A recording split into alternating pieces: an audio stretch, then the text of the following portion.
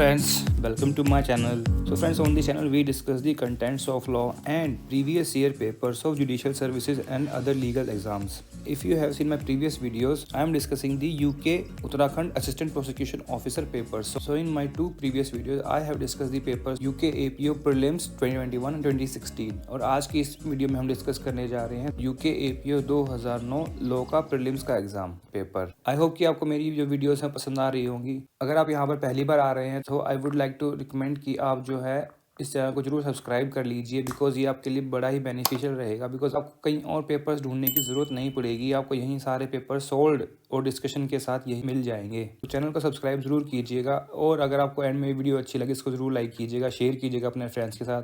अपने फ्रेंड्स को भी बताएं कि उन्हें यहाँ पर जुडिशरी एंड लीगल सर्विसेज के पेपर जो हैं मिल जाएंगे। तो चलिए बढ़ते हैं अब एग्जाम पेपर की ओर। देखिए मेरे पास ये ए बुकलेट सीरीज का एग्जाम पेपर है। इसमें क्या होता है, देखिए 1.5 घंटे का टाइम होता है और 100 नंबर का एग्जाम आता है और 100 क्वेश्चन आते हैं इसमें। अगर आप इसके इंस्ट्रक्शंस को पढ़ना चाहें तो यहाँ पर इस वीडियो को रोक कर पॉज करके आराम से देख सकते हैं। उत्तर पत्रक क्या होता है, OMR शीट। ये आ गया क्वेश्चन नंबर 1। क्वेश्चन नंबर 1 क्या कहता है, देखिए distinction between culpable homicide and murder as defined in IPC was pointed out in the decision of the. कौन से डिसीजन में आया था, that was R versus Govinda. कई जगह इसको रैक्स भी बोलते हैं, कई जगह इसको रैक भी बोलते हैं। तो वो केस कौन सा है, R वर्सेस गोविंदा। इसका आंसर क्या रहेगा, C। इसको अगर हिंदी में देखें तो देखिए क्या लिखा हुआ है, भारतीय दंड संहिता में परिभाषित आपराधिक मानववध और हत्या के मध्य अंतर निम्नलिखित निर्णय में बताया गया है, वो है R बनाम गोविंदा। तो C इसका उत्तर रहेगा।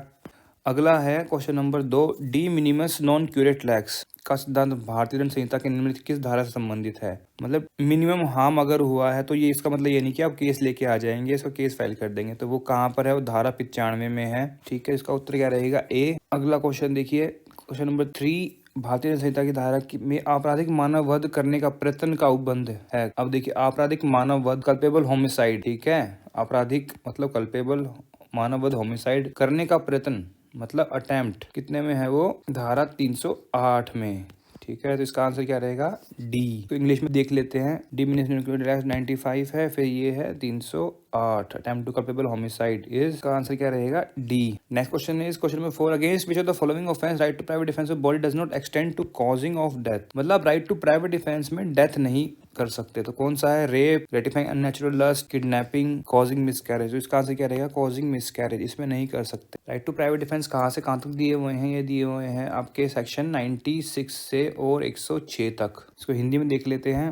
निम्नलिखित में से किस अपराध के विरुद्ध शरीर की निजी प्रतिरक्षा, right to private defence of body का अधिकार मृत्यु कारित करने तक विस्तृत नहीं है। मतलब मृत्यु कारित नहीं कर सकते, तो वो है गर्भपात करने का। ठीक है, सी इसका आंसर रहेगा। और ये सब कहाँ पर मेंशन किया गया है, जैसे मैंने बताया कि 96 से और 106 तक जो है राइट टू प्राइवेट डिफेंस मतलब निजी प्रतिरक्षा के बारे में बताया गया है। और उसमें जो है सेक्शन 100 में बताया गया है कि आप जो है शरीर की निजी प्रतिरक्षा कब कर सकते हैं, कब मृत्यु कारित कर सकते हैं।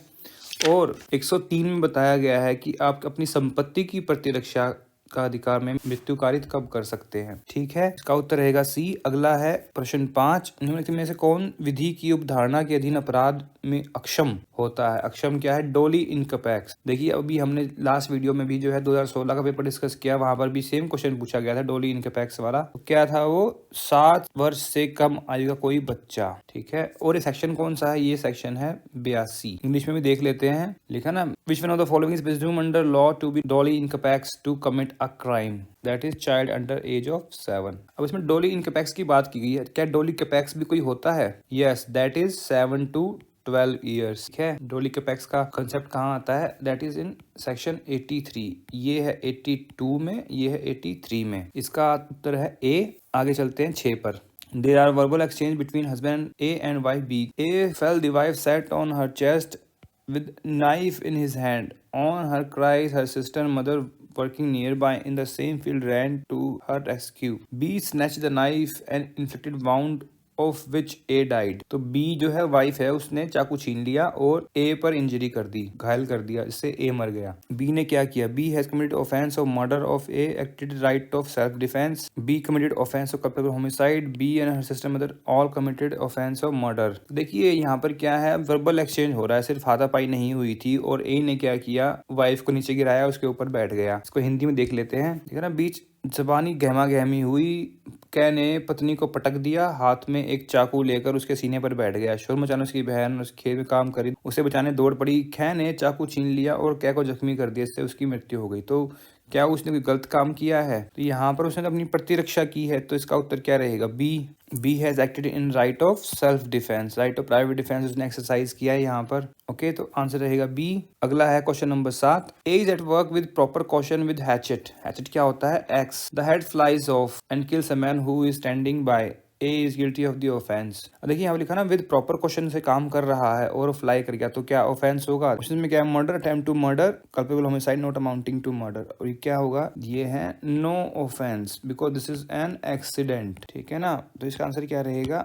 डी। इसको हिंदी में देख लेते हैं। क्या एक खिलाड़ी से उचित सावधानी से कार्य कर रहा था, कुल्हाड़ी का फल उसमें से निकलकर उछट गया और निकट खड़ा व्यक्ति उससे मारा जाता है, तो क्या किया उसने? उसने कुछ अपराध नहीं किया, तो डी इसका उत्तर रहेगा, उपयुक्त में से कोई नहीं। और ये कहाँ पर दिया गया है? ये दिया गया, ये है दृष्टांत धारा सी का। ठीक है, जहाँ पर एक्सीडेंट की बात की गई है। तो this is illustration of section 80। Answer is D. Next is question number 8। Imputation assertion prejudicial to national integration have been provided under which the following section of IPC। तो ये डायरेक्ट क्वेश्चन है section से। ये दिया गया है 153 B में। 154 में क्या है? वाइकेरियस लाइबिलिटी का कंसेप्ट है, जहाँ पर ओनर जिसकी ज़मीन या घर पर जो है अनलॉफुल असेंबली हुई वो। 153 ए क्या है? Promoting enmity. ठीक है, इसका उत्तर क्या रहेगा? सी। डायरेक्ट क्वेश्चन है, हिंदी में देख लीजिएगा इसका सेक्शन। अगला है no. A police officer torture B in order to induce B to confess that he committed a crime. क्या अपराध किया उसने? Under which section of IPC police officer is guilty of an offence? तो he is guilty of offence under section 330। ये है illustration A of section 330। इसको हिंदी में देख लेते हैं। पुलिस अधिकारी कै को संस्कृति की उसने एक अपराध कारित किया, प्रदान करने के उद्देश्य से प्रताड़ित करता है। प्रताड़ना 330 में है और इसका दृष्टांत कै में दिया गया है। ये डी इसका उत्तर रहेगा। अगला क्वेश्चन है 10। कै यह को धमकी देता है कि यदि ए उस मांग से जाता है जिसमें होकर जाने यह का अधिकार है, तो वह यह पर एक कटकना कुत्ता छोड़ देगा। इस मामले में क्या कारित करता है? क्या किया उसने? उपहति की है, सदोष अवरोध किया है, सदोष परिरोध किया है। तो इंग्लिश में देखते हैं। A threatens to set savage dog at Z if Z goes along a path which Z has right to go. मतलब एक पर्टिकुलर डायरेक्शन में जाने से रोका है, तो क्या है वो है रॉन्गफुल रेस्ट्रेंट। और रॉन्गफुल रेस्ट्रेंट कहाँ पे मेंशन है? 339 में। रॉन्ग कन्फाइनमेंट है 340 में। ठीक है, ऑफेंस ऑफ हर्ट कहाँ मेंशन है? 319 में। तो उसने क्या किया? उसने किया सदोष अवरोध किया है, धारा 339 के अंतर्गत। सदोष परिरोध कहाँ पर है? अवरोध और परिरोध। अवरोध क्या है कि एक पर्टिकुलर एक ही डायरेक्शन में जाने से मना करे, और परिरोध क्या है कि कहीं पर भी जाने से मना कर दिया, नहीं तुम कहीं नहीं जाओगे, दैट इज परिरोध। तो ये है 340 में। उपहति कहाँ पर है? 319 में। अगला है 11। कै खे को उसके गृह से इसलिए बलपूर्वक या बहका कर ले जाता है कि खे की हत्या की जा सके। कै ने भारतीय संहिता के उपबंध के अधीन अपराध कारित किया है। क्या किया है उसने? किस उपबंध के अधीन अपराध कारित किया है? क्या है? ए फोर्सफुली कैरीज और entices B away from his home in order to that B may be murdered. तो ये दिया गया है आपके 364 में। 362 में क्या है? अबडक्शन की डेफिनेशन है। ठीक है, 365 में क्या है? किडनैपिंग और अबडक्शन, सीक्रेटली और रॉन्गफुली कन्फाइनिंग पर्सन। 367 क्या है? Kidnapping abduction for grievous hurt. For murder है तो 364 है, ग्रीवियस हर्ट है तो 37 है। इसका उत्तर क्या रहेगा? बी।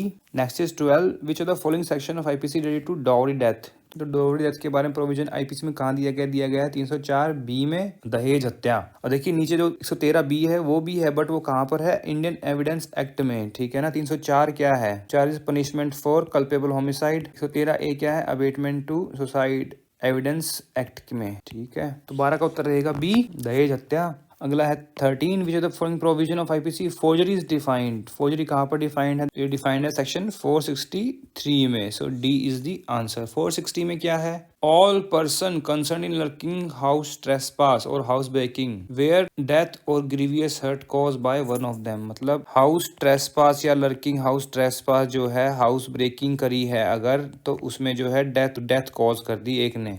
460 उसके लिए है। 461 फिर से वही, dishonestly breaking open rectangle receptacle containing property. ठीक है। 462 क्या है? Punishment for same offence when committed by person entrusted with custody. मतलब आपने किसी बॉक्स को ओपन कर लिया, कोई बॉक्स था उसको ओपन कर लिया, ठीक है, और आपने किसी की निगरानी में रखवाया था, वो है 462। इसका उत्तर रहेगा डी। हिंदी में देख लीजिए, अंतर्गत कूट रचना, कूट प्लस रचना मतलब फोर्जरी, कहाँ पर मेंशन है? 463 में, 463 में। अगला क्वेश्चन है 14, which one of the following defences related to McNaughton case. कौन सा है? That is on insanity. So B is the answer. कब आया था? 1843 में। हिंदी में देख लेते हैं इसे। इन बचावों में से कौन सा मैकनॉटन के वाद से संबंधित है? दैट इज पागलपन। So B is the answer. अगला है 15, abetment is an offence under IPC. कौन सा सेक्शन है ये दिया गया है 108 में, और एक्सप्लेनेशन है इसकी 4th एक्सप्लेनेशन मेंशन करती है इस चीज को। Abetment of an abetment is also an offence. Hindi में देख लेते हैं, दुष्प्रेरण के लिए दुष्प्रेरण एक अपराध है। कौन सी धारा में? 108 में। इसका उत्तर है बी। अगला है 16, कै अपनी पत्नी जिसकी आयु 15 वर्ष से कम है के साथ सम्मति से मैथुन करता है, कै दोषी है। देखिए आज के टाइम में जो है वो बलात्संग का जो है दोषी पाया जाएगा। देख लेते हैं कि एक close with his own wife aged under 15 with her consent is guilty of rape. क्यों? बिकॉज सेक्शन 375 जो 2013 की अमेंडमेंट के बाद अमेंड किया गया, तो उसमें मेंशन किया गया है एक्सेप्शन 2। वहां पर लिखा गया है कि wife not being under 15 year age is not rape. तो यहाँ पर क्या है? अंडर एज ऑफ 15 ईयर्स, तो क्या मानेंगे उसको? हम रेप मानेंगे। ऑलराइट। अगला क्वेश्चन है 17, which of the following section IPC the provision relating to intercourse by public servant with woman in his custody is given. तो ये है 376 सी, जहाँ पर rape by person in authority mention किया गया है। ए में क्या है? Causing death in persistent vegetative state of victim. B में क्या है? By husband upon wife during separation, अलग अलग रह रहे हैं तब। Next is 18, which one of the following offence can not be committed at private place. Private place पर नहीं कर सकते। Affray, riot, assault, murder. Hindi में देख लेते हैं इसे। कौन सा अपराध प्राइवेट स्थान पर नहीं किया जा सकता? प्राइवेट की जगह यहाँ पर जो है निजी भी तो लिख सकते थे। तो कौन सा? हत्या कर सकते हैं प्राइवेट पर, बलवा, हमला, दंगा, तो वो है दंगा। मतलब एफ्रे सेक्शन 159 धारा 159 में लिखा हुआ है कि when two or more person by fighting in public place disturb the public peace। ठीक है ना? पब्लिक प्लेस पर कर रहे हैं तभी माना जाएगा, प्राइवेट प्लेस पर कर रहे हैं तब नहीं माना जाएगा अपराध वो। बाकी सब आप कहीं भी कर सकते हैं। ठीक है, इसका उत्तर है डी। आगे है 19, भारतीय दंड संहिता के अधीन जार कर्म का अपराध किसके साथ किया जा सकता है? जार क्रम मतलब अडल्ट्री। ये लिखा ना, which of the offence adultery may be committed under IPC. Married woman, unmarried woman, both A and B. It is both A and B. अब तो Joseph Shine versus union of India, adultery is no more an offence. ठीक है, वैसे adultery कहाँ पर mention है? 497 में। ठीक है, इसका उत्तर रहेगा सी। जार कर्म का उत्तर है सी। अगला है B, the term thug has been defined with section of IPC. अब देखिए यहाँ पर क्या पूछा गया है? ठग हैज बीन डिफाइंड। देखिए एक में डिफाइन करते हैं, एक में पनिशमेंट बताते हैं। तो डिफाइन किया गया 310 में, इसकी जो पनिशमेंट है ना वो बताई गई है 311 में। 307 में क्या है? Attempt to murder. 306 में क्या है? Abetment to suicide. हिंदी में देख लेते हैं इसे। ठग की परिभाषा कहाँ दी गई है? 310 में। 311 में क्या है? उसकी सजा है। ठीक है, 307 में क्या है? अटेम्प्ट टू मर्डर, और 6 में क्या है? Abetment to suicide. ठीक है, इसका उत्तर रहेगा सी। अगला है 21, के नानावती बनाम महाराष्ट्र का वाद संबंधित है किससे? चोरी, डकैती, दुष्प्रेरण, गंभीर और अचानक प्रकोपन से। तो ये है गंभीर व अचानक प्रकोपन, मतलब ग्रेव एंड सडन प्रकोपन, प्रोवोकेशन। अगर आपने अक्षय कुमार की मूवी रुस्तम देखी हो तो आपको एक के एम नानावती केस जो है समझ में आ जाएगा। देख लीजिएगा, सेम टू सेम है, बस नानावती को नाम जो है रुस्तम दे दिया गया है। आगे चलते हैं। Next question number 22, A speeds over B which cause annoyance to B, A is guilty of. A ने क्या किया है? That is using criminal force. B is the answer. भाई इसको हिंदी में देखते हैं। कै ने खे के ऊपर थूक दिया जिसके कारण खे को क्षोभ होता है। कै ने क्या किया है? उपहति का। कै दोषी है किसका? उपहति का। हमला या फिर आपराधिक बल प्रयोग करने का। इसका उत्तर होगा आपराधिक बल यूज करने का, प्रयोग करने का। ठीक है, क्यों? क्योंकि आपराधिक बल की धारा कौन सी है? 350। 350 में क्या लिखा हुआ है? जिस पर बल का प्रयोग किया जाता है क्षति, भय या क्षोभ, ऐसे बल प्रयोग से कारित करने के आशय से। ठीक है, तो क्षति हुआ, भय हुआ या क्षोभ हुआ, तो वो कहाँ पर मेंशन किया गया है? सब वो किया गया है 350 में। तो इसका उत्तर क्या रहेगा? सी। अगला है 23। उस मामले को इंगित कीजिए जिसमें वास्तविक अपराध कारित किए जाने पर दंड नहीं दिया जा सकता। इसमें देखते हैं, point out case with actual commission of offence can not be punished. Theft तो पनिशेबल है, अटेम्प्ट थेफ्ट पनिशेबल है, तो किसको पनिश नहीं कर सकते? सुसाइड को। क्यों? बिकॉज अटेम्प्ट टू सुसाइड जो है ना, दैट वाज पनिशेबल। ठीक है ना, जो भी पहले था सेक्शन 309 में पहले ये अपराध था, अटेम्प्ट टू सुसाइड। जिसने सुसाइड कर लिया हो तो मर ही गया ना, क्या उसको पनिश कर सकते हो? नो। बट आज के टाइम में अटेम्प्ट टू सुसाइड में भी पनिशेबल नहीं करते हैं। ठीक है, तो 23 का उत्तर क्या रहेगा? आत्महत्या। आत्महत्या हो गई तो आत्महत्या करने का प्रयत्न करना वो अपराध था 309 में। अगला है 24।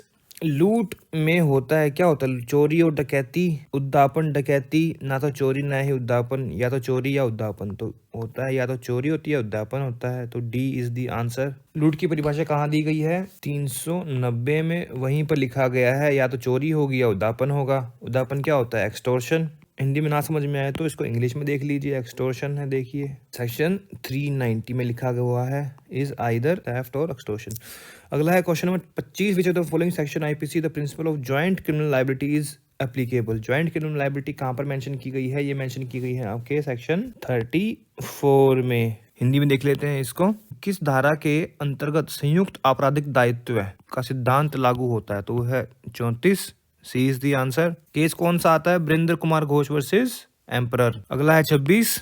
धारा 320 के अंतर्गत कितने किस्म की उपहति को घोर उपहति की श्रेणी में रखा गया है? तो वो है 8। ठीक है, उत्तर रहेगा डी। इंग्लिश में देख लेते हैं कि how many kinds of hurt are designated as grievous hurt? तो दे आर 8 बिकॉज 8 ली तक वहां पर मेंशन है। इसका आंसर रहेगा D. Next 27। Which section of IPC defines criminal conspiracy? तो मेंशन है 120 ए में। 120 बी में क्या है इसकी? पनिशमेंट। तो ए इसका आंसर रहेगा। हिंदी में देख लीजिए, आपराधिक षड्यंत्र को परिभाषित किया गया है कहां पर? 120 कै में। तो ए इसका उत्तर है।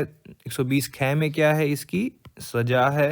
अगला है 28। क्या एक संदूक तोड़कर खोलता है, उसमें कुछ आभूषण चुराने का प्रयत्न करता है। संदूक इस प्रकार खोलने के पश्चात उसे ज्ञात होता है कि इसमें कोई आभूषण नहीं है। क्या निम्नलिखित में से कौन सा अपराध किया है? क्या किया? उसने चोरी की, लूट किया, या कोई अपराध नहीं किया? चोरी का प्रयास किया, अटेम्प्ट टू थेफ्ट हो गई है। इसका उत्तर रहेगा बी। अटेम्प्ट टू थेफ्ट कहाँ पर मेंशन है? कैसे इसको करते हैं? 378 379 plus read with 511। 28 A makes an attempt to steal some jewels by breaking open a box and find after opening the box that there is no jewel in it. So what offense of A ने किया है? attempt to commit theft. How we criminalize it? It is 379 red with 511. Okay, B is the answer. Next is 29. 387 IPC relates to extortion by putting person in fear of death, of grievous hurt in order to commit extortion by threat of accusation of an offense punishable with death or imprisonment for life. So we are putting person in fear of death of grievous hurt in order to commit extortion. So B is the answer. Hindi में देख लेते हैं इसे। उद्दापन करने के लिए किसी व्यक्ति को मृत्यु या घोर उपहति के भय में डालना। B इसका उत्तर रहेगा। अगला है 30। A finds a rupee on highway not knowing to whom it belongs. A picks up rupee. A has committed the offense of no offense. उसने उठाया ही है ना, किसका है? रुपया पड़ा है, किसका होगा? no offense. और ये कहाँ पर मेंशन है? ये मेंशन है आपके सेक्शन 403 के इलस्ट्रेशन ए में। हिंदी में देख लेते हैं इसे। कै को राजमार्ग पर 1 रुपया बड़ा मिला, उसने उठा लिया। क्या अपराध किया? उपयुक्त में से कोई नहीं, क्योंकि धारा 403 के दृष्टांत कै में लिखा हुआ है कि अपराध नहीं है। ठीक है, तो उत्तर रहेगा डी। अगला है 31। यह पागलपन के असर में कै को जान से मारने का प्रयत्न करता है। इस मामले में निम्नलिखित में से कौन सही है? यह हत्या के प्रयास का दोषी है, लेकिन प्राइवेट प्रतिरक्षा, प्राइवेट लिख दिया हर जगह, निजी लिख लेते, का अधिकार रखता है। यह किसी अपराध का दोषी नहीं है, लेकिन कै प्राइवेट प्रतिरक्षा का अधिकार रखता है। दोषी नहीं है, कै को प्राइवेट प्रतिरक्षा का अधिकार नहीं है। इसका आंसर क्या रहेगा? बी। वाई पागलपन में है ना, इंसैनिटी के जिसको एक्सेप्शन में बेनिफिट मिल जाएगा, वहां पर पागलपन के अपवाद का उसको फायदा मिल जाएगा, दोषी नहीं माना जाएगा। लेकिन क्या अपनी प्राइवेट प्रतिरक्षा भी कर सकता है, उसका अधिकार है। फिर कहाँ पर बताया गया है, ये बताया गया है आपकी धारा 98 में, और उसका दृष्टांत क्या में ये लिखा हुआ है। ठीक है, इंग्लिश में देख लेते हैं इसको। Z influence of madness attempt to kill in case which of the following: Z is guilty of no offense because he was under the influence of madness, but A has the right of private defense as mentioned in section 98, and it is illustration A of that section. All right, next question number 32, the maxim ignorantia juns non excusat। देखिए यहाँ पर जो है ना, ये typing mistake हो गई है, प्रिंटिंग मिस्टेक है। यहाँ होना चाहिए इग्नोरेंशिया जूरिस। अब ये आई था यहाँ पर आर के आगे, और इसमें इसकी बिंदी थी, तो वहां पर वो टाइपिस्ट ने उसको आर को एन समझ लिया और यहाँ पर अपोस्ट्रोफी लगा दे। तो इग्नोरेंशिया जूरिस नॉन एक्सक्यूजेबल, मतलब ignorance of law is not excusable. ठीक है, इसके बारे में बताना है हमको। Does not apply to criminal offences, admits exceptions, admit exception only in case of foreigner who can not reasonably suppose to know the law of land, admits no exception. इसका answer क्या रहेगा, admits no exception. D would be the answer. अब ये थोड़ी कि मैं India में रहता हूँ, मैं मान लो यूरोप गए, वहाँ जाके चोरी कर ली, मर्डर कर, मैं वहाँ जाके ये थोड़ी बोल सकता हूँ कि भाई हाँ मेरे को पता नहीं था कि ये चोरी अपराध होता है यहाँ पर भी। इन द सेम वे आपको कोई बाहर का बंदा आएगा, पाकिस्तान का कोई बंदा आ जाए, बोलो मैं तो इंडियन तो हूँ ही नहीं, मुझे इंडियन लॉ पता ही नहीं है, मैं यहाँ बम फोड़ देता हूँ, मुझे नहीं पता था कि इंडिया में बम फोड़ना अपराध है। एडमिट्स नो एक्सेप्शन, हिंदी में देखते हैं इसको।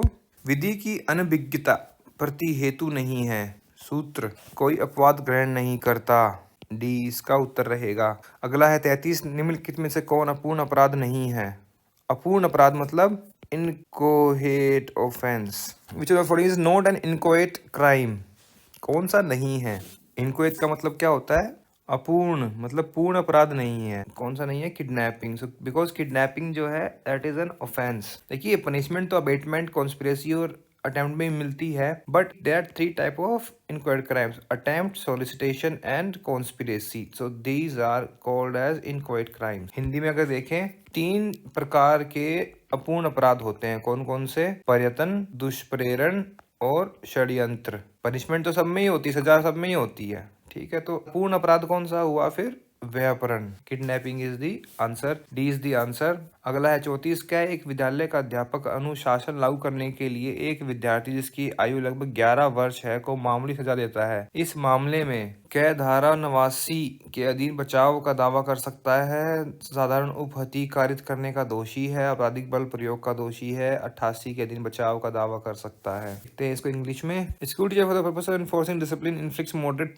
punishment upon student aged about 11 years. In this case, is entitled to claim defense of 89 causing simple hurt, criminal force, या फिर claim defense अंडर 88। इसका आंसर क्या रहेगा, A is entitled to claim defence under section 88। क्या लिखा हुआ, act not intend to cause death done by consent in good faith for persons benefit. आप किसी पर्सन के बेनिफिट के लिए, अब एनफोर्सिंग डिसिप्लिन कर रहे हैं तो प्यूपिल्स के बेनिफिट्स के लिए, स्टूडेंट्स के बेनिफिट्स के लिए ही है। That would be moderate punishment, ज्यादा पनिशमेंट नहीं दी है, मॉडरेट पनिशमेंट की बात कर रही है। अब लिखा यहाँ होता भी ग्रीवियस हर्ट कर दिया, हर्ट करे, obviously that would be punishable. 88 के अधीन बचाव का दावा कर सकता है क्योंकि मामूली सजा दी गई है, भारी सजा होती तो बात अलग थी। अगला है 35, A knows Z to be behind bush, B does not know it, intending to cause or knowing to it likely to cause जेड्स death, induced to be to fire at the bush, B fires and kills Z. In this case what would be the offence of A and B. B को तो पता नहीं था भाई उसके Bush के पीछे है। हिंदी में देखते हैं इसको। क्या जानता है कि यह जो है झाड़ी के पीछे है, ख्या नहीं जानता, यह की मृत्यु करने के आशय से या यह जानते हुए कि उससे मृत्यु कारित होना संभाव्य है। ख्या को झाड़ी पर गोली चलाने के लिए उत्प्रेरित करता है। ख्या गोली चलाता है और यह को मार डालता है। कै और खे ने क्या अपराध किया, तो B is not guilty of any offence, B has committed offence of murder, not guilty of any offence, but A has committed offence of culpable homicide. और ये कहाँ पर मेंशन है, ये मेंशन है आपके सेक्शन 299 के इलस्ट्रेशन बी में। ठीक है, हिंदी में देख लेते हैं इसे। हिंदी में उत्तर रहेगा सी, कै ने अपराध नहीं किया, बस कै ने सदोष मानव वध का अपराध किया है। और ये कहाँ पर दिया गया है, दृष्टांत कै में, किसका, धारा 299 का, जहाँ पर सदोष मानव वध की परिभाषा दी गई है। अगला प्रश्न 36, क्या एक व्यक्ति ख से कहता है कि उसने अपनी पत्नी को सदा के लिए समाप्त कर दिया है, तो भारतीय साक्ष्य अधिनियम के अंतर्गत यह कथन माना जाएगा? क्या स्वीकृति है, संस्वीकृति है, कथन है? तो ये होगा संस्वीकृति। क्यों होगा? क्योंकि ख एक व्यक्ति ख से कहता है, ठीक है ना। अब यहाँ पर ख अगर पुलिस होता तो ये संस्कृति नहीं मानी जाती as per the section 24, 25 and 26, क्योंकि धारा 25 और 26 किसकी? भारतीय साक्ष्य अधिनियम की कहती है कि भाई पुलिस या पुलिस की कस्टडी में कोई भी संस्कृति मानी नहीं जाएगी। तो यहाँ पर वो नहीं है। यहाँ पर कौन से उसमें आएगा? ये एक्स्ट्रा ऑर्डिनरी कन्फेशन में। किस में आएगा? ये असाधारण संस्कृति। ठीक है, इसको इंग्लिश में देख लेते हैं। A says to B that he has finished his wife forever. कौन सा है? That is confession, that is extraordinary confession. Why? Because it is not given to police, not to police है। if given to police it would be an exception under 25 and 26 and it would not be a confession। तो यहाँ 36 से start हो गया evidence. तो 35 question किसके आए हैं? आईपीसी के। अगला question 37, which of the following section of Indian Evidence Act deals with relevancy opinion as to digital signature। Digital signature से ओपिनियन जो है वो कहाँ पर मेंशन किया गया? वो मेंशन किया गया है सेक्शन 40, वो मेंशन किया गया है सेक्शन 47A में। So D is the answer. ये 2009 का पेपर इसलिए यहाँ डिजिटल है। 27 अक्टूबर 2009 से जो है इसको क्या कर दिया गया था? Electronic signature. ठीक है, हिंदी में देख लेते हैं इसे। आंकिक हस्ताक्षर 47 कैग में इसका उत्तर है, और आंकिक से क्या हो गया है? ये इलेक्ट्रॉनिक। ठीक है, 2009 की अमेंडमेंट से। इसका उत्तर है डी। अगला प्रश्न है 38, जो तथ्य एक समव्यवहार के भाग हैं, ये साक्ष्य अधिनियम किस धारा के अंतर्गत सुसंगत हैं? समव्यवहार मतलब पार्ट ऑफ सेम ट्रांजैक्शन। एक ही भाग के जो हैं वो अलग अलग तथ्य हैं, एक ही भाग से जुड़े हुए हैं। तो धारा कौन सी है? वो 6।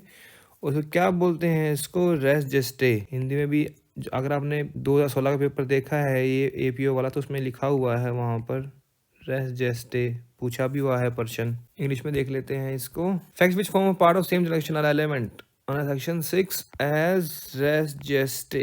के A is the answer. Next is 39, tape recorded statement are क्या डॉक्यूमेंट है? ओरल एविडेंस है। That is a document, electronic document है। ठीक है, तो ए इज द आंसर।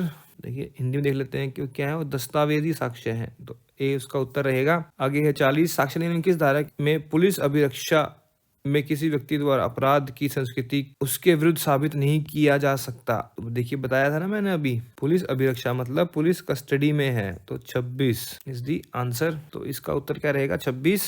25 में क्या है? जो पुलिस अफसर को दिया है उसने संस्कृति, तो वो नहीं मानी जा सकती। इंग्लिश में देख लेते हैं इसे। Confession made by person in police custody shall not be proved against such person. Section mention in 26। B is the answer. Next is 41, Queen empress versus Abdullah is leading case on. किस पे है? That is, तो ये case किस पर है? ये है डीडी पर, डाइंग डिक्लेरेशन पर। ठीक है, हिंदी में देख लेते हैं इसे। क्वीन एम्प्रेस पर नाम अब्दुल्ला एक अग्रणी निर्णय है किस पर? मृत्युकालिक कथन पर। डी इसका उत्तर रहेगा। अगला आ गया 42, how many sections and chapters are there in Indian Evidence Act. तो चैप्टर हैं कितने? तो the chapter are 11 and sections are 167। So C is the answer. Hindi में देखें अगर इसे, कितने अध्याय व धाराएं हैं? धाराएं 167, अध्याय है 11। सी इसका उत्तर रहेगा। अगला प्रश्न है 43, धारा 8 के अंतर्गत निम्नलिखित में क्या सुसंगत है? हेतु मतलब क्या? मोटिव, तैयारी, प्रिपरेशन, आचरण, कंडक्ट, उपयुक्त सभी। तो इसका उत्तर क्या रहेगा? डी, उपयुक्त सभी।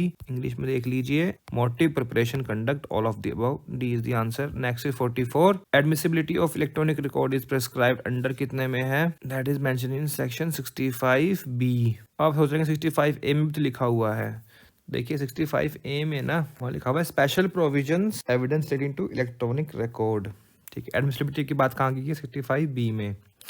हिंदी में अगर देखें तो इलेक्ट्रॉनिक अभिलेखों की ग्राह्यता का उल्लेख कहाँ पर है? 62 ख में। तो बी इसका उत्तर रहेगा। 45 आ गया। अब किसी व्यक्ति की मृत्यु की उपधारणा की जा सकती है यदि उसके बारे में सुना नहीं गया है। कब तक? 7 वर्ष से। कहाँ पर मेंशन है? ये दिया गया है धारा 108 साक्ष्य अधिनियम में। ठीक है, इंग्लिश में देख लेते हैं इसे।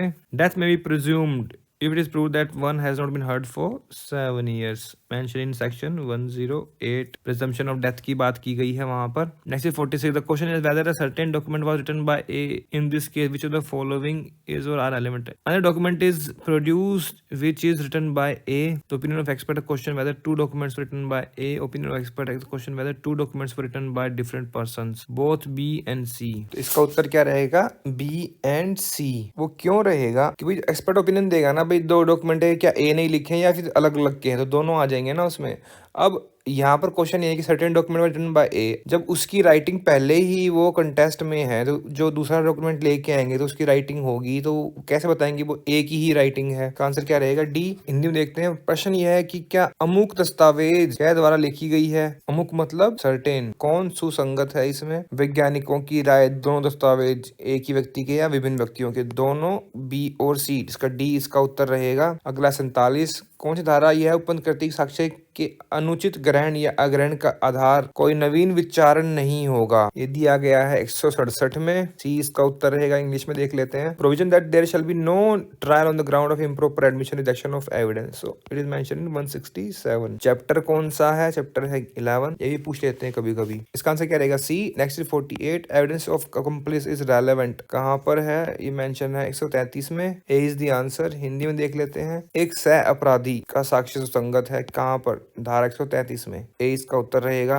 अगला है 49 what is definition of not proved in Indian Evidence Act? तो क्या नाइदर प्रूव्ड नॉर डिसप्रूव्ड कहाँ पर मेंशन है? सेक्शन 3 में ही मेंशन है ये। सी इज द आंसर। तो भारतीय साक्ष्य अधिनियम में साबित नहीं हुआ की परिभाषा न तो साबित किया गया हो न ना साबित किया गया हो। जी इसका उत्तर रहेगा नाइदर प्रूव नॉर डिसप्रूव्ड। अगला है 50 सूचक प्रश्न पूछा जा सकता है। सूचक प्रश्न क्या होता है? लीडिंग क्वेश्चन मुख्य परीक्षा में, प्रति परीक्षा में, मतलब क्रॉस एग्जामिनेशन। बी इसका उत्तर रहेगा। इंग्लिश में देख लेते हैं। लीड क्वेश्चन में भी आस्क्ड इन क्रॉस एग्जामिनेशन। और ये कहाँ पर मेंशन किया गया है? ये है 143 में। धारा 143 में ये मेंशन किया गया है। Next is 51 anything state of things, relation of thing capable of being perceived by senses is a fact. B is the answer. Hindi में देखिए ऐसी कोई वस्तु, वस्तुओं की अवस्था, वस्तुओं से संबंध जो इंद्रियां द्वारा बोध गम्य हो तो क्या है? वो एक तथ्य है। फैक्ट की डेफिनेशन भी दी गई है कहाँ पर? सेक्शन 3 में। अगला है 52 विबंध का सिद्धांत साक्ष्य विधि की निम्नलिखित किस धारा में दिया गया है? विबंध क्या होता है? Estoppel. Principle of estoppel is given under section 115। So A is the answer. A इसका उत्तर रहेगा। वाक्य 53 दगड़ू बनाम महाराष्ट्र राज्य संबंधित है किससे? सह अपराधी से। सबूत का भार रेस्जेस्टे पक्षद्रोही साक्षी से। तो ये संबंधित है सह अपराधी से। तो इसका उत्तर क्या रहेगा? ए। इंग्लिश में देख लेते हैं इसे। Dagdu versus state of Maharashtra is related with accomplish. Accomplish की डेफिनेशन कहाँ पर दी गई है? Section 133 of Indian Evidence act में। होस्टाइल विटनेस कहाँ पर? 154 में। रजिस्टर कहाँ? सेक्शन 6 में जब डिस्कस किया थोड़ी देर पहले। बर्डन ऑफ प्रूफ कहाँ पर? 101, 102 वहाँ से आगे जो स्टार्ट है। ठीक है। Next question is 54 the object of cross examination is to examine the intelligence. Intelligence देखें भाई कितना इंटेलिजेंट है। Impartiality, reliability, good behaviour. देखते हैं रिलायबिलिटी। देखिए दोनों ऑप्शन जो है ना बी और सी दोनों क्लोज ऑप्शन है, बट रिलायबल कितना है ना वो देखना है हमने। सी इसका आंसर रहेगा। तो 3 एग्जामिनेशन होते हैं। Examination in chief, cross examination, फिर है री एग्जामिनेशन। ठीक है। कहाँ मेंशन है? ये मेंशन किया गया है सेक्शन 137 में इंडियन एविडेंस एक्ट में। हिंदी में देख लेते हैं इसे। प्रति परीक्षा का उद्देश्य क्या है? साक्षी की विश्वसनीयता की जांच से। ठीक है।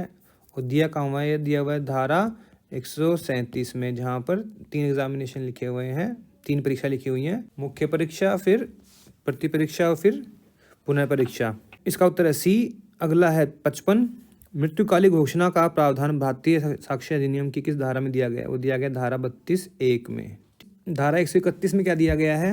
जहाँ पर आपको दस्तावेज लेके आने, दस्तावेज के लिए है ये, जो किसी दूसरे के पास है। और 125 क्या है? कि सूचना देने के अपराध हुआ है, अपराध की सूचना से। 32(4) में क्या है? ओपिनियन देना है अपना, किसके ऊपर? पब्लिक राइट एंड कस्टम्स के ऊपर। इंग्लिश में देख लेते हैं इसे। Which provision of Indian Evidence Act deals with dying declaration? तो वो है 32(1) में। 32(4) में क्या है? Opinion as to public rights and customs. ठीक है। 125 में क्या है? Production of document. 125 में क्या है? Information of offence. ठीक है। 131 में क्या है? प्रोडक्शन ऑफ डॉक्यूमेंट जिसके पास है, किसी और पर्सन के पास है, तो वो प्रोड्यूस करने हैं। देखिए अगला क्वेश्चन है 56, थिंग्स सेड और done by conspirator in reference to common design is relevant fact under which section. तो कॉन्स्पिरेसी के लिए सेक्शन कौन सा है एविडेंस एक्ट में, दैट इज सेक्शन 10। हिंदी में देख लेते हैं इसको। साक्ष्य अधिनियम के अंतर्गत सामान्य परिकल्पना के बारे में षड्यंत्रकारी द्वारा कही या की गई बातें किस धारा के अंतर्गत सुसंगत तथ्य हैं। सुसंगत मतलब रेलेवेंट, तो धारा 10 में। तो इसका उत्तर क्या रहेगा, सी। अगला है 57, भारतीय साक्ष्य अधिनियम प्रवर्तन में कब आया। तो ये आया था 1 सितंबर 1872 को। ए इसका उत्तर रहेगा। इंग्लिश में देख लेते हैं इसको। केम इनटू फोर्स ऑन 1 सितंबर 1872।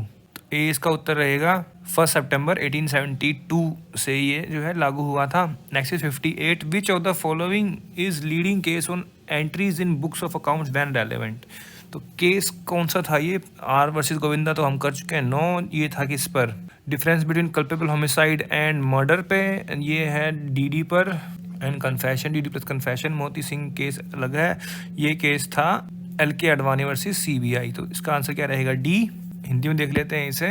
अग्र निर्णय लेखा पुस्तकों की प्रविष्टियां कब सुसंगत हैं। तो केस है ये एलके अडवाणी वर्सेस बनाम सीबीआई। तो डी इसका उत्तर रहेगा। अगला क्वेश्चन है 59, 59, निम्नलिखित में से कौन सा अग्र निर्णय प्राधिकारवान व्यक्ति के समक्ष संस्कृति से संबंधित है।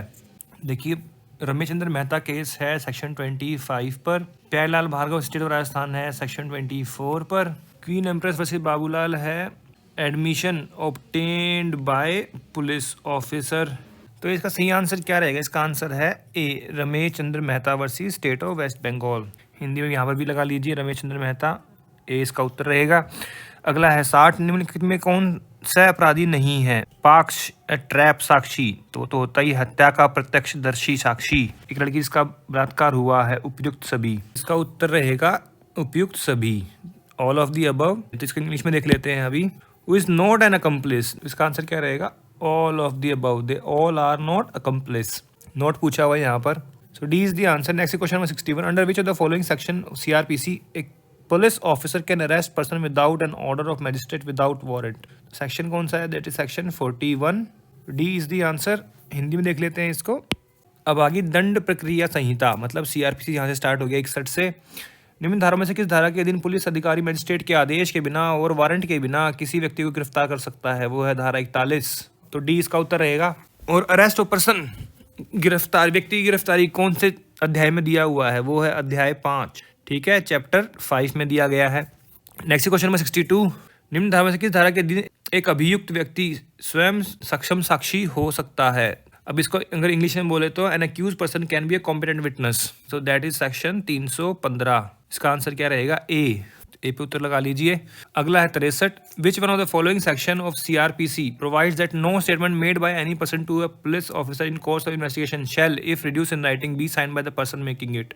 तो जो पुलिस ऑफिसर लिखवाएगा साइन करना जरूरी नहीं है, तो ये दिया गया है सेक्शन 162 में, सो सी इसका उत्तर रहेगा। 64 में क्या है, कन्फेशन एंड स्टेटमेंट। 63 में क्या है, नो इंड्यूसमेंट, ठीक है। 61 में क्या है, examination of witness bye police. Hindi में देख लेते हैं इसे।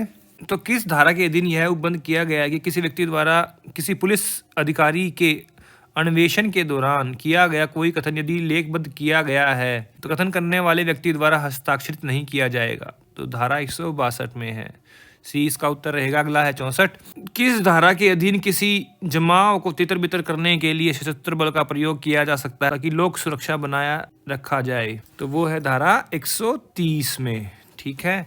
129 में भी है बट वो वहाँ पर क्या लिखा हुआ है, सिविल फोर्स, तो सिविल फोर्स है 29 में, आर्म्ड फोर्सेस है 130 में, ठीक है। इंग्लिश में अगर इसको देखें, armed forces can be used disperse assembly, that is mention in section 130, so D is the answer. अगला है 65, the accused shall be supplied the copy of police report and other documents by magistrate, तो section कौन सा है, वो है 207, 207, सी is the answer. Hindi में देख लेते हैं इसको। किस धारा के अधीन अभियुक्त को मजिस्ट्रेट द्वारा पुलिस रिपोर्ट तथा अन्य दस्तावेजों की प्रतिलिपि प्रदान की जाती है, धारा 207 में, सी इसका उत्तर रहेगा। अगला है 66, सहायक सत्र न्यायाधीश असिस्टेंट सेशन जज की नियुक्ति की जाती है राज्य सरकार द्वारा, लोक सेवा आयोग द्वारा, या सत्र न्यायालय या संबंधित राज्य के उच्च न्यायालय द्वारा। कौन करता है, करते हैं उच्च न्यायालय, तो डी इसका उत्तर रहेगा। इंग्लिश में देख लेते हैं इसको। असिस्टेंट सेशन जज is appointed by high court of the concern state. क्यों? Because it is mention in section 9 के सब सेक्शन 2 में लिखा हुआ है कि हाई कोर्ट में ऑल्सो अपॉइंट एडिशनल और असिस्टेंट सेशन जजेस। ठीक है, धारा 9 के 2 में लिखा हुआ है ये चीज़। Next 67, the nature of non cognizable offence is, क्या होता है? Bailable, simple, bailable, grave, only of grave nature, all of the above. तो क्या होता है बेलेबल एंड सिंपल नेचर? असंज्ञेय अपराध जो हैं कौन से होते हैं, इसकी परिभाषा कहाँ लिखी गई है? ये धारा 2 के फ में। और असंज्ञेय कौन से अपराध होते हैं? जहाँ पर पुलिस अफसर बिना वारंट के अरेस्ट नहीं कर सकता। क्या वो गंभीर होंगे? नो, वो गंभीर नहीं हो सकते, जमानती और सामान्य होते हैं वो। ठीक है, तो इसका उत्तर क्या रहेगा? A, bailable and simple. ठीक है, अगला क्वेश्चन है 68, under which of the following section CrP summons to produce document may be issued to a person in whose possession they are. तो डॉक्यूमेंट प्रोड्यूस करवाने हैं अगर, तो कहाँ करवाते हैं हम? डॉक्यूमेंट और अदर थिंग्स, सेक्शन 91 में। ठीक है, तो इसका उत्तर क्या रहेगा? डी। हिंदी में देख लेते हैं इसको। उन दस्तावेजों को प्रस्तुत करने के लिए जिनके कब्जे में वे हैं समन जारी किया जाता है, किस धारा में? 91 में। तो डी उसका उत्तर रहेगा। अगला है 69, किस धारा में निःशुल्क विधिक सहायता का प्रावधान दिया गया है? फ्री लीगल एड, वो दिया गया है धारा 304 में। तो ए इसका उत्तर रहेगा। 305 में क्या है? जहाँ पर कंपनी या कोई फर्म जो है वो अक्यूज्ड है अगर। 307 में क्या है? Tender pardon to accomplish. 307 में क्या है? Power to direct tender of pardon. और 310 में क्या है? 310 में है लोकल इंस्पेक्शन। ए इसका उत्तर रहेगा। इंग्लिश में देख लेते हैं इसे। Following section provision relating to free legal aid has been provided. तो 304, so A is the answer. Next is 70. Which of the following section provides sentence of imprisonment by court or magistrate in default of fine? Default of fine में कौन सा section है? 30 का 1। तो A is the answer. Hindi में देख लेते हैं इसे। किस धारा में जुर्माना देने में व्यक्ति कर्म होने पर मजिस्ट्रेट न्यायालय द्वारा कारावास के दंडादेश की व्यवस्था करती है? तो ए इसका उत्तर है। यहाँ पे उन्होंने दो चीज़ें मिला दी है। धारा में जुर्माना देने में व्यक्ति को कारावास की व्यवस्था करी गई है, ये ऐसा आना चाहिए था यहाँ पर। करती है क्या मतलब है यहाँ पर? ठीक है, तो 31 ऐसी 71, which of the following section is applied when officer in charge police station receive any information that person has committed suicide? तो वो कौन सा है? 174। So B is the answer. Hindi में देख लेते हैं। कौन सी धारा लागू होती है जबकि पुलिस थाने, जबकि क्या मतलब है? जब पुलिस थाने का भार साधक अधिकारी यह सूचना पाता है कि किसी व्यक्ति ने आत्महत्या कर ली है? तो बी इसका उत्तर रहेगा 174। अगला आ गया 72, किस धारा के अधीन व्यक्ति जिसके विरुद्ध न्यायालय द्वारा जारी वारंट की तामील न होने पर फरार की उद्घोषणा की जाती है? फरार मतलब प्रोक्लेम्ड ऑफेंडर। इंग्लिश में देखिए इसे लिखा ना यहाँ पर, प्रोक्लेम्ड एब्सकॉन्डर। धारा 82 82 में सी इसका आंसर रहेगा। 81 में क्या है? प्रोसीजर बाय मजिस्ट्रेट बिफोर हुम such person arrested is brought. जिस पर्सन के खिलाफ वारंट निकाले गए थे जब उसको पकड़ के लेके आए तो उसका प्रोसीजर 81 में बताया गया है। 83 में क्या है? Attachment of property, person absconding. 84 में क्या है? Claims and objection to attachment. C इसका उत्तर रहेगा। अगला है 73, किसी मामले का भार साधक कोई लोक अभियोजक या सहायक लोक अभियोजक निर्णय सुनाए जाने के पूर्व किस समय किसी व्यक्ति के अभियोजन को या तो साधारणता या उन अपराधों में किसी एक या अधिक के बारे में जिनके लिए उस व्यक्ति का विचारण किया जा रहा है न्यायालय की सम्मति से वापस ले सकता है? यह किस धारा से संबंधित है? तो किसकी बात कर रहे हैं? इंग्लिश में बोले तो विड्रॉल ऑफ प्रोसिक्यूशन। कहाँ पर दिया गया है? 321 में। सी इसका उत्तर रहेगा। 323 क्या है? Procedure after commencement of inquiry when magistrate find case should be committed. ठीक है। 22 में क्या है? When magistrate can not dispose of. C इसका आंसर रहेगा। इंग्लिश में देख लेते हैं। The prosecutor in charge of a case may with the consent of court at any time before judgment is pronounced withdraw from the proceeding any person either generally or in respect of any one or more of the offences for which he is tried. Section is 321. So answer is C. Next is 74, which is not correctly matched. Conditional order for removal of nuisance. Where existence of public right is denied. Dispute concerning right to use of land or water. Power to issue urgent cases of nuisance. 145. तो ये है D. D इसका answer रहेगा क्योंकि ये धारा 144 में लिखा गया है। 145 में क्या है? Procedure where dispute concerning land or water is likely to cause breach of peace. 145 में वो दिया गया है। तो बाकी के जो है वो ठीक है। डी इसका आंसर रहेगा। हिंदी में देख लेते हैं इसे।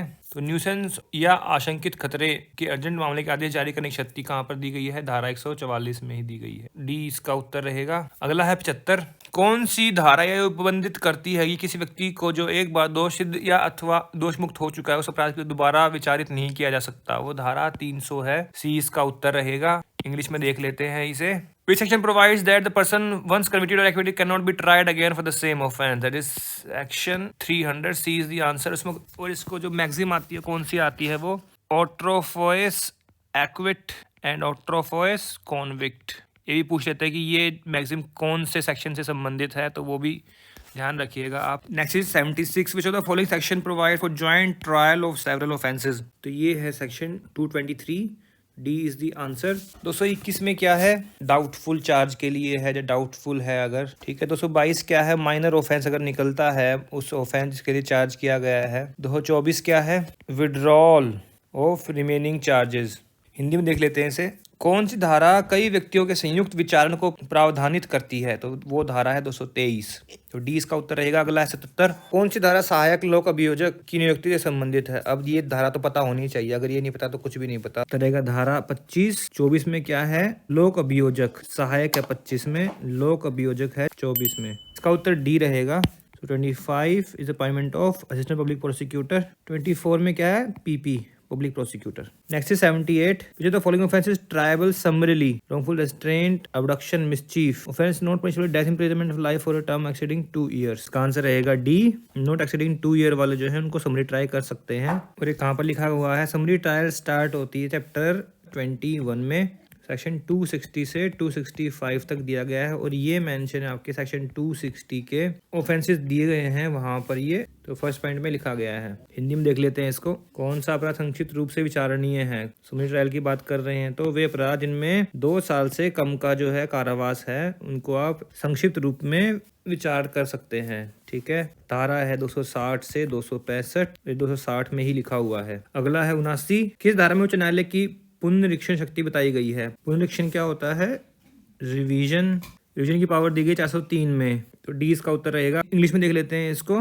Section high courts power of revision is provided. It is provided in section 401। So C is the answer. 399 क्या है? सेशन कोर्ट की रिवीजन की पावर है।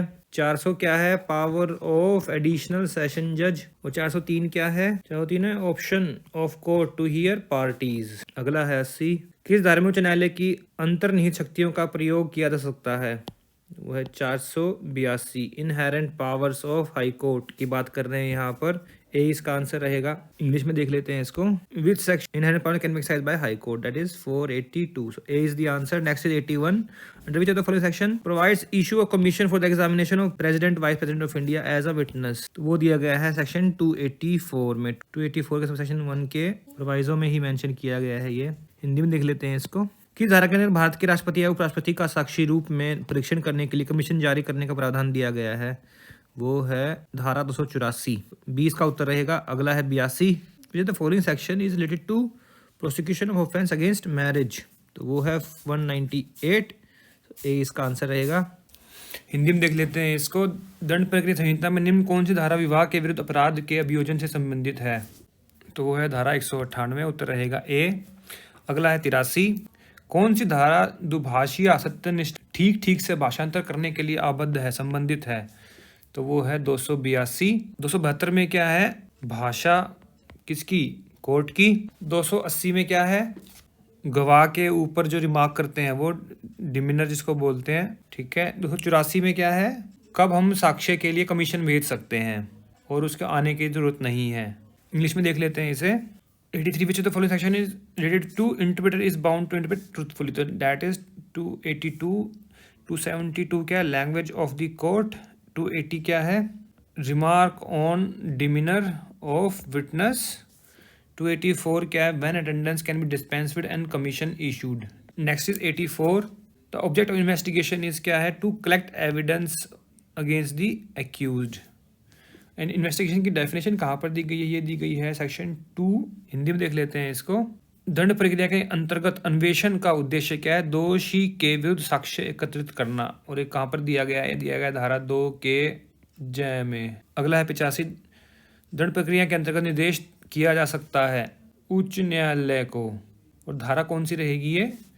395। ठीक है, इंग्लिश में देखते हैं इसको। Reference can be made to high court section 395। Alright. So friend, अब 86 से स्टार्ट हो गया Uttarakhand police act, UK police act. ठीक है, तो अभी सेक्शन क्वेश्चन 86 क्या कहता है, देखिए सेक्शन 18 में जो है, who may appoint legal adviser and financial controller to assist and advise DGP on legal and financial matters respectively. तो कौन अपॉइंट कर सकता है? तो पावर किसके पास है? स्टेट गवर्नमेंट के पास। डी इसका उत्तर रहेगा, D is the answer. Hindi में देख लेते हैं इसे। धारा 18 के अंतर्गत पुलिस महानिदेशक को कानूनी या वित्तीय मामलों में सलाह एवं सहायता के लिए कानूनी सलाहकार और वित्तीय नियंत्रक की नियुक्ति निम्नलिखित में से कौन कर सकता है? तो राज्य सरकार कर सकती है, डी इसका उत्तर रहेगा। अगला 87, किस धारा में यह बंद है कि पुलिस थाने के प्रत्येक प्रभारी अधिकारी को एक सामान्य डायरी रखनी चाहिए? तो ये है धारा 47, उत्तर है इसका बी। इंग्लिश में देख लेते हैं इसे। It shall be duty of every officer in charge of police station to keep a general diary that is mention in section 47, B is the answer. Next is 88, who is authorised to overall administration of public force and Uttarakhand police act. तो overall administration किसका होता है? वो होता है DGP का, तो B इसका आंसर रहेगा। हिंदी में देख लेते हैं इसे। पुलिस बल पर प्रशासन के लिए कौन अधिकृत है? वो है पुलिस महानिदेशक, बी इसका उत्तर है। अगला है 89, किसी थाने के प्रभारी अधिकारी के रूप में नियुक्ति किसी पुलिस अधिकारी की न्यूनतम पदावधि कितनी होती है? तो यहाँ पे देखिए न्यूनतम पूछी हुई है, तो 1 वर्ष। ठीक है, बी इसका उत्तर रहेगा। ये कहाँ पर लिखा हुआ है? ये लिखा हुआ है धारा 28 में। इसको इंग्लिश में देख लेते हैं। Police officer posted as officer in charge of police station shall have a minimum term of 1 year. So B is the answer mention in section 28 of Uttarakhand police act. Next is 90, penalties for neglect of duty by police officer are given in. कहाँ पर है? देखिए बड़े ही close option हैं, 85, 86, 87, 88। ये दिया गया है ऑप्शन ए में, मतलब सेक्शन 85 में। ठीक है, ए इसका आंसर रहेगा। हिंदी में देख लेते हैं इसको, कि किस धारा में पुलिस अधिकारी द्वारा कर्तव्य की उपेक्षा के लिए शक्तियां दी गई हैं? धारा 85 में, तो ए इज द आंसर। अगला है 91, के अधीन पुलिस थाना कौन सृजित करता है? मतलब हु क्रिएट्स पुलिस स्टेशन, कौन कर सकता है? वो कर सकता है राज्य सरकार। और धारा कौन सी है? ये धारा है 50। इंग्लिश में देख लेते हैं इसको। Who creates police station? State government as per section 50। अगला है 92, the administration of police district shall be vested in. तो इसका आंसर रहेगा D, superintendent of police under general coordination and direction of district magistrate. और ये कहाँ पर mention किया गया? ये मेंशन किया गया है सेक्शन 52 में। इसको हिंदी में देखते हैं। पुलिस जिले का प्रशासन निहित होता है किसमें? जिला मजिस्ट्रेट के सामान्य समन्वय निदेशन के अधीन पुलिस अधीक्षक में। पुलिस अधीक्षक मतलब एसपी ऑफ पुलिस। धारा 52 में ये मेंशन किया गया है। अगला है 93, निम्नलिखित में से कौन राज्य आसूचना विभाग सृजित करता है? तो कौन करता है? राज्य सरकार, डी इसका आंसर रहेगा। और ये कहाँ लिखा गया है? ये लिखा गया है आपके धारा 10 में। इंग्लिश में देख लेते हैं इसे। Who amongst the following may create a state intelligence department? It is state government. D is the answer mentioned in section 10. Next is 94. Section 84 deals with, क्या है 84 में? Unauthorized use of police uniform. कोई भी police uniform को बिना authorisation के नहीं पहन सकता। तो बी इसका आंसर रहेगा। हिंदी में देख लेते हैं इसे अब। धारा 84 किससे संबंधित है? पुलिस वर्दी का अनाधिकृत प्रयोग, बी इसका उत्तर रहेगा। अगला है 95, जो the following punishment may be awarded as disciplinary penalties under section 23 और उत्तराखंड पुलिस एक्ट। देखिए डिसमिसल है, यस, ये सबसेक्शन 1 की क्लोज डी में लिखा हुआ है। ठीक है, सबसेक्शन 1 में दिया गया है क्लोज डी में। फिर रिमूवल फ्रॉम सर्विस है, यस, सी में। रिडक्शन इन सैलरी है, यस, ई में। विद होल्डिंग प्रमोशन है, यस, जी में। All of the above disciplinary penalties, so D would be the answer. Hindi में देख लेते हैं इसे। धारा 23 के अंतर्गत कौन से अनुशासनिक दंड दिए जा सकते हैं? तो सभी दिए जा सकते हैं, ऑल ऑफ द अबव। अगला है 96, धारा 31 से संबंधित है। क्या है 31 में? तो इसमें है राज्य पुलिस बोर्ड के स्वतंत्र सदस्यों का चयन। एक्चुअली इसमें जो है ना, नामिका की संरचना जो है उसके लिए है, मतलब पैनल बनाने के लिए, बट ये ठीक है। परिषद बोर्ड की संरचना कहाँ पर है? ये है 30 में। फिर ये कार्यकाल और विशेषाधिकार की बात कहाँ करी गई है? ये है 33 में। और हटाना कहाँ पर है? 34 में। इंग्लिश में देखते हैं इसे। 31 कंटेन्स क्या? Selection of independent members of state police board, composition in 30, terms and privileges in 33, removal in 34। अगला है 97, police officer is mandated not to withdraw himself from duties of his office. ये कहाँ पर मेंशन किया गया है? ये है सेक्शन 44 में। सो A is the answer. Hindi में देखें इसे कि किस धारा के अंतर्गत पुलिस अधिकारी को स्वयं कर्तव्य से प्रत्याहित नहीं होने का आदेश है? तो धारा 44 में है। ए इसका उत्तर रहेगा। अगला है 98। एक वरिष्ठ पुलिस अधिकारी को किसी अधीनस्थ अधिकारी के किसी कर्तव्य को जो उसे विधि द्वारा और किसी विधिपूर्ण आदेश द्वारा विहित किया गया है संपादन कर सकता है। किस धारा में लिखा हुआ है? ये लिखा हुआ है धारा 41 में। तो डी इसका उत्तर रहेगा। इंग्लिश में देखते हैं इसे। A senior police officer may perform duties assigned by law or by lawful order to any officer subordinate to him. That is mentioned in section 41. D is the answer. Next is 99. To whom appeal lies against the punishment given by DGP. DGP ने अगर punishment दी है तो किसके पास जाएगी? वो जाएगी state government के पास। So B is the answer. और ये कहाँ लिखा गया है? लिखा गया है सेक्शन 26 में। हिंदी में देख लेते हैं इसे। पुलिस महानिदेशक द्वारा दिए गए दंड के विरुद्ध कहाँ अपील की जाती है राज्य सरकार को? धारा 26 में ये लिखा गया है। अगला आ गया 100। आखिरी क्वेश्चन। कर्तव्य पर तैनात सभी पुलिस अधिकारियों को हुई उपहति, निशक्तता या मृत्यु के बीमा का लाभ कौन विहित करेगा? कौन करता है? राज्य सरकार। डी इसका उत्तर रहेगा। इंग्लिश में देखते हैं इसे। Who shall prescribe insurance coverage for all police officers against injury, disability or death caused while on duty? That would be state government. So D is the answer. So friends, यहाँ हमने UK Uttarakhand APO assistant prosecution officer 2009 का pre का law का paper जो है discuss कर लिया है पूरा। अगर आपको इसमें कोई प्रॉब्लम लगी हो, कोई सजेशंस हो, कोई एडवाइस हो तो आप जो है कमेंट सेक्शन में जाकर लिख सकते हैं। एंड फ्रेंड्स, अगर आपको ये वीडियो अच्छी लगी इसको जरूर लाइक कीजिएगा, शेयर कीजिएगा एंड चैनल को सब्सक्राइब करना ना भूलें। देखिए सब्सक्राइब करने में आपका कुछ नहीं जाता, सिर्फ आपको एक क्लिक ही तो करना है, एक टच करना है ज़रा सा, आपका कोई खर्चा नहीं होता वहाँ पर। अगर आपको नोटिफिकेशन नहीं चाहिए तो ठीक है, आप बेल आइकन को प्रेस मत कीजिएगा। अगर आपको वीडियो अच्छा लगे और दूसरे वीडियो भी अच्छे लगे तो बेल आइकन को जरूर प्रेस कीजिएगा ताकि आपको आने वाले वीडियोज़ के नोटिफिकेशन टाइम से मिलते रहें। वी ओनली रिक्वेस्ट कि आप जो है सब्सक्राइब जरूर करें इसे। इससे कोई आपको ना तो कोई खर्चा होता है, ना कोई से हानि होती है, कुछ भी आपको फ़र्क नहीं पड़ता ज़रा सा भी। बट इससे हमें जो है अप्रिशिएशन मिलता है कि भाई हाँ, हमें जो है काफ़ी लोग देख रहे हैं तो हमें उनके लिए और भी अच्छी वीडियोस बनानी है। That is the only motivation for us. So friends, मिलते हैं आपसे नेक्स्ट वीडियो में। So please don't forget to subscribe to this channel. Thanks for watching this video. Thank you.